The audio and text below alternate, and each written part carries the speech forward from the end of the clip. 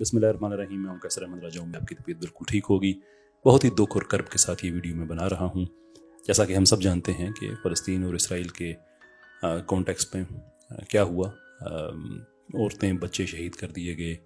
जो जुल्म की इंतहा कर दी इसराइल ने, उसकी मिसाल बहुत कम मिलती है, और जब भी मिलती है वो इसराइल की तरफ से ही मिलती है कि वही ऐसे जुल्म कर सकता है। लेकिन दुख इस चीज़ का है कि हमारे यूट्यूबर्स, हमारे कंटेंट क्रिएटर्स, उन्होंने जुल्म से इस भरी हुई दास्तान को भी एक अपॉर्चुनिटी समझा अपने चैनल्स को ग्रो करने के लिए। यानी उनके नज़दीक जो अपॉर्चुनिज़म है, ये जो मौका परस्ती है, उसमें वो इस कदर दूर जा सकते हैं कि ये देखे बगैर कि हो क्या रहा है, झूठ बोल के अपने चैनल्स को, अपने प्लेटफॉर्म्स को, उनकी ग्रोथ के लिए इसको इस्तेमाल करना उनके लिए कोई मसला ही नहीं है। यानी अब हुआ क्या बेसिकली, जाहिर सी बात है, इसराइल ने जो जुल्म किए, पूरी उम्मत का दिल दुखा। पूरी उम्मत का क्या, पूरी इंसानियत का दिल दुखा। पूरी दुनिया में डेमोन्स्ट्रेशंस हुए, कंडेमनेशन पूरी दुनिया में हुई, नेचुरली पाकिस्तान में भी हुई। तो इन यूट्यूबर्स ने ये देखा कि अगर हम कुछ ऐसी खबरें फैलाना शुरू कर दे जो लोग सुनना चाहते हैं, तो उससे हमारा चैनल ग्रो होगा। क्योंकि तो सभी बता रहे हैं कि इसराइल जुल्म कर रहा है, तो हम कैसे स्टैंड आउट कर सकते हैं।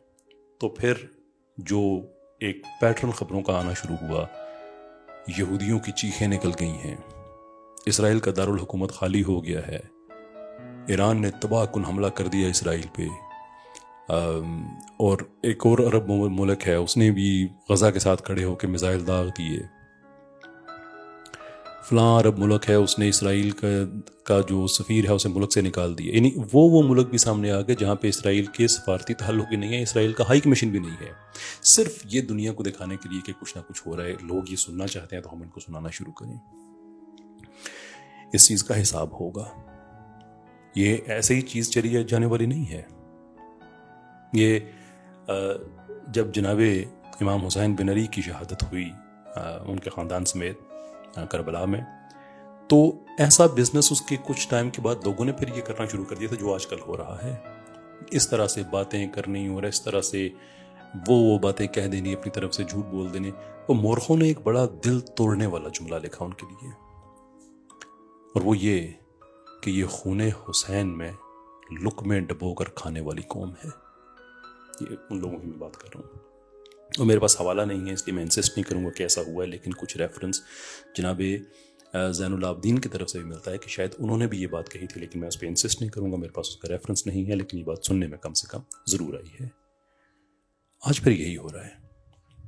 आज फिर मेरा यूट्यूबर, आज फिर मेरा कंटेंट क्रिएटर फ़लस्तीनी बच्चों के खून में लुक़मे डुबो के खाए जा रहा है, सिर्फ अपने चैनल को ग्रो करने के लिए, सिर्फ ये दुनिया को दिखाने के लिए कि जो तुम सुनना चाहती हो मैं तुम्हें सुनाने के लिए तैयार हूँ। वो दो नुकसान कर रहे हैं। एक तो झूठ बोल रहे हैं ना बज़ाते खुद, ये तो नुकसान है ही।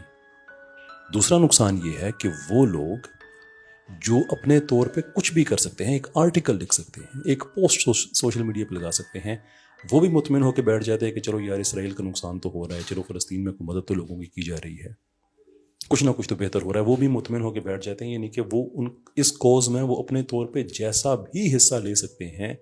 ये लोग झूठ बोल के, उन्हें मिसगाइड करके उन्हें हिस्सा नहीं लेने दे रहे, सिर्फ इसलिए कि मेरा चैनल ग्रो कर जाए।